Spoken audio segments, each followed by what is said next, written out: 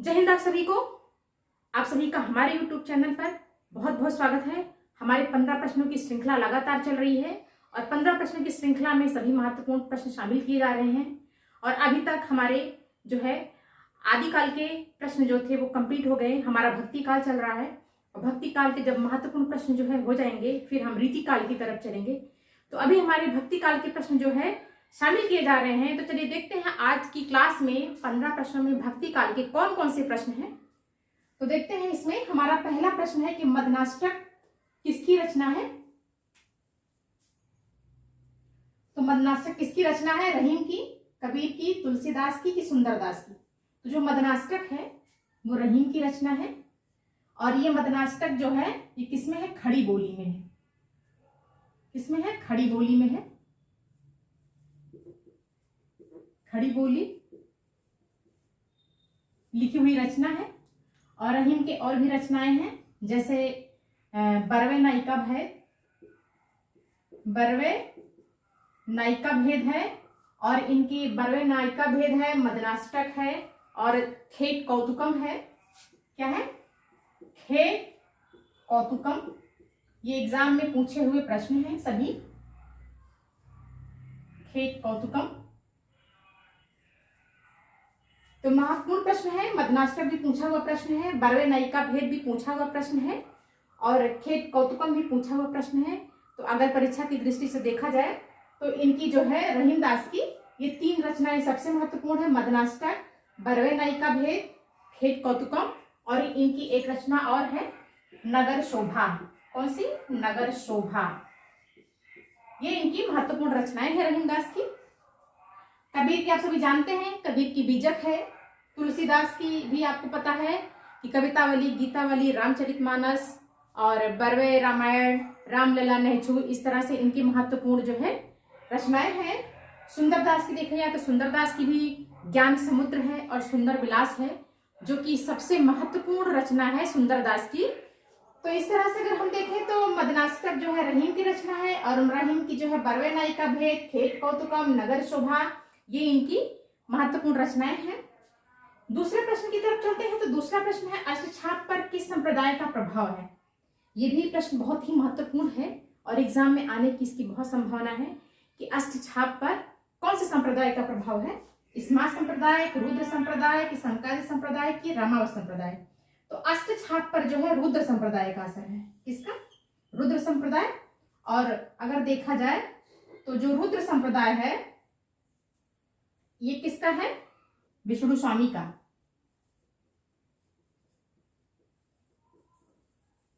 विष्णु स्वामी ने इसकी स्थापना की थी, रुद्र संप्रदाय की। संकादी संप्रदाय की बात करें तो जो संकादी संप्रदाय है ये कौन सा संप्रदाय है? इसकी जो है स्थापना किसने की थी? निम्बार्क ने। निम्बार्क बोल लीजिए, आचार्य निम्बार्क बोल लीजिए। और रामावत संप्रदाय है तो रामावत संप्रदाय के जो है रचना का वो संस्थापक कौन थे? रामानंद थे।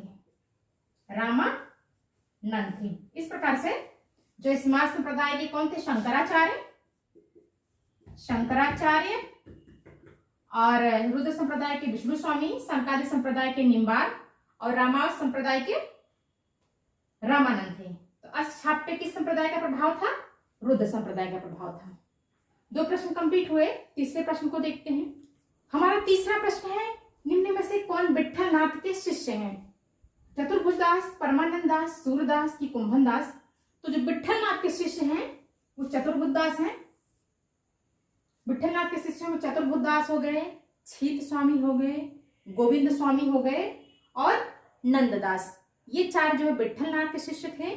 और परमानंद दास, सूरदास, कुंभन दास, ये तीनों लोग जो है किसके थे? ये तीनों के तीनों लोग जो है उनके शिष्य थे, वल्लभाचार्य के। किसके? वल्लभाचार्य के शिष्य थे। सूरदास, परमानंद दास, सूरदास, कुंभन दास ये वल्लभाचार्य के शिष्य हैं और चतुर्भुज दास जो है ये विट्ठल नाथ के शिष्य हैं। 5वां प्रश्न है आचार्य निम्बार्क के बचपन का क्या नाम था? आरूढ़, नियमानंद, सिद्धार्थ या सोम? तो निम्बार्क के जो बचपन का नाम था वो नियमानंद था। क्या था? नियमानंद। ये इनके बचपन का नाम था और ये जो आरुणि था ये इनका आरंभिक नेम था। क्या? आरंभिक नाम।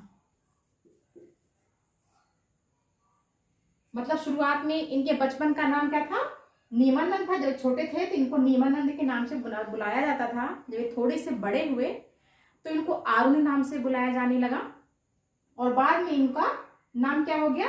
निम्बार्क हो गया। तो इस तरह से 5वां प्रश्न है, 10 श्लोकी किसकी रचना है?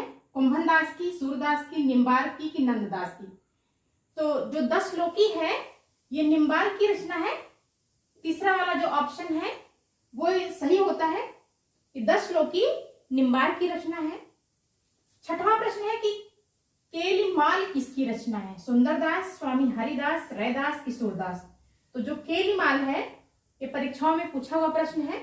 तो केलीमाल जो है स्वामी हरिदास की रचना है। दूसरा वाला ऑप्शन सही है कि केलीमाल स्वामी हरिदास की रचना है। 7वें प्रश्न को देखते हैं। 7वां प्रश्न है कि सुदर्शन नाम से कौन जाना जाता है? यह प्रश्न भी बहुत महत्वपूर्ण है कि सुदर्शन नाम से कौन जाना जाता है? सुंदरदास, निम्बार्क, कबीर कि रहीम?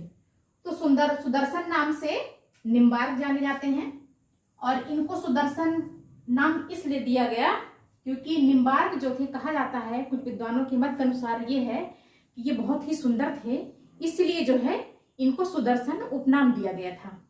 हालांकि सूरदास भी थे, सुंदरदास भी बहुत सुंदर माने जाते हैं।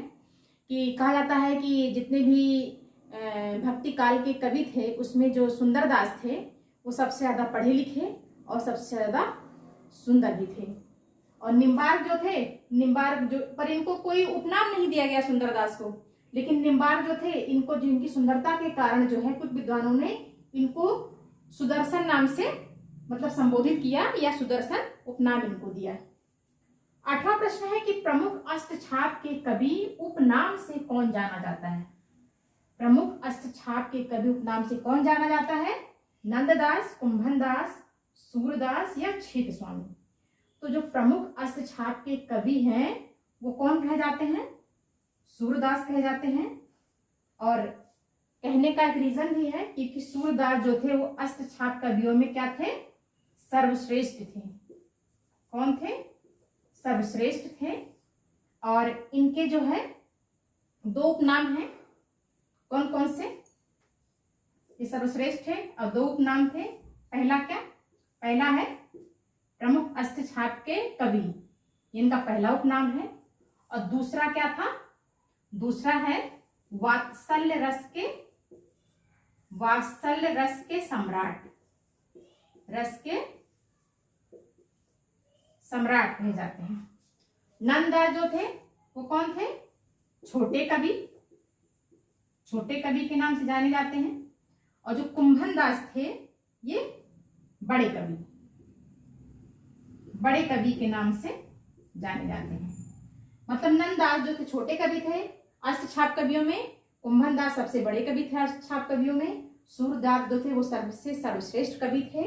और इनको अष्टछाप में प्रमुख अष्टछाप के कवि का एक उपनाम दिया गया और वात्सल्य रस के सम्राट ये भी इनका एक उपनाम है। तो 8 प्रश्न हुए। 9वें प्रश्न को देखते हैं। 9वां प्रश्न है कि नंददास के गुरु कौन थे? वल्लभाचार्य, विठलनाथ, रैदास या कबीर? तो नंददास जो थे वो अष्टछाप कवियों में थे जिसमें से 4 शिष्य जो है वल्लभाचार्य के थे और 4 शिष्य जो थे वो विठलनाथ के थे। विठलनाथ जो कि वल्लभाचार्य के पुत्र थे। तो नंददास जो थे वो वल्लभाचार्य के जो पुत्र थे विठलनाथ, इनके जो है क्या थे? नंददास के क्या थे? ये नंददास के गुरु थे। तो नंददास के जो गुरु थे कौन थे? विठलनाथ थे। दूसरा वाला ऑप्शन जो इसमें सही है। रैदास जो थे, रैदास मीराबाई के गुरु थे।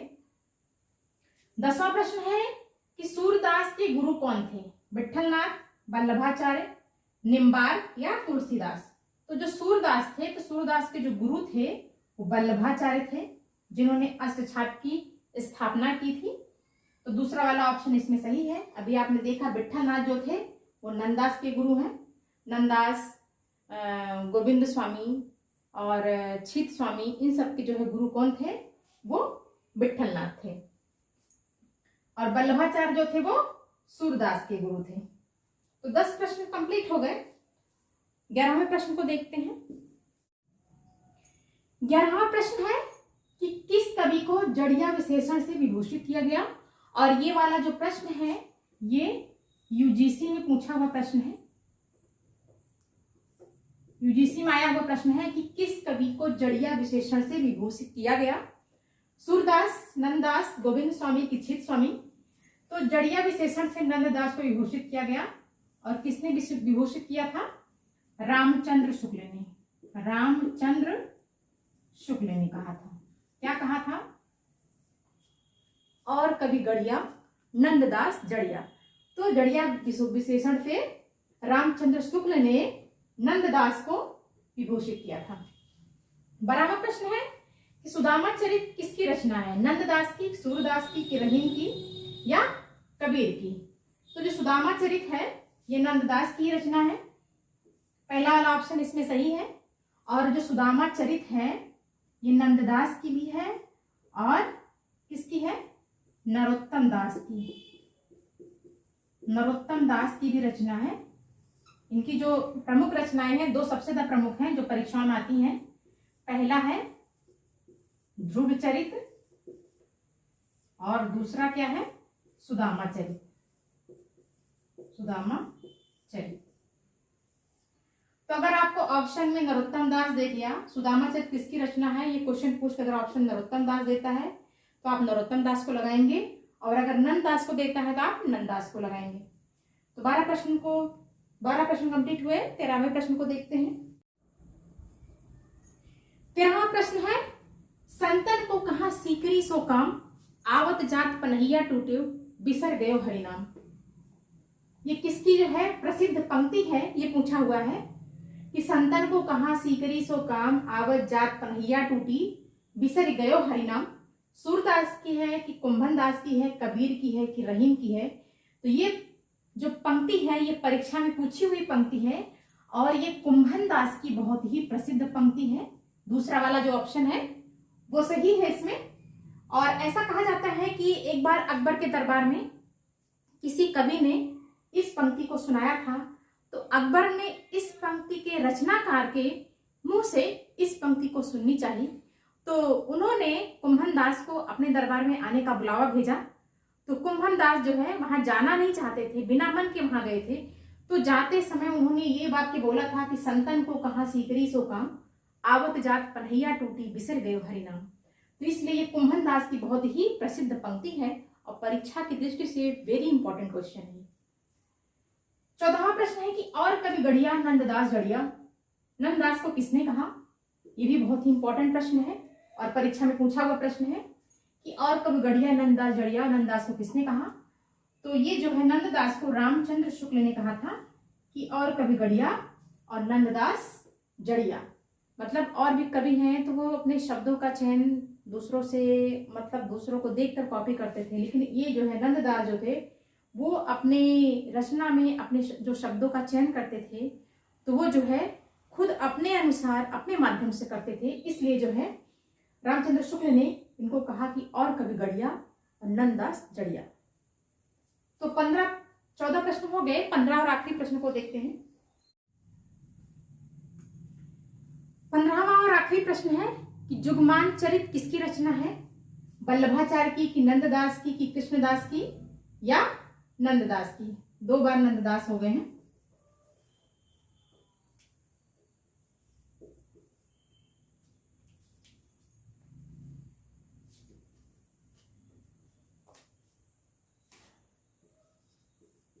छित स्वामी।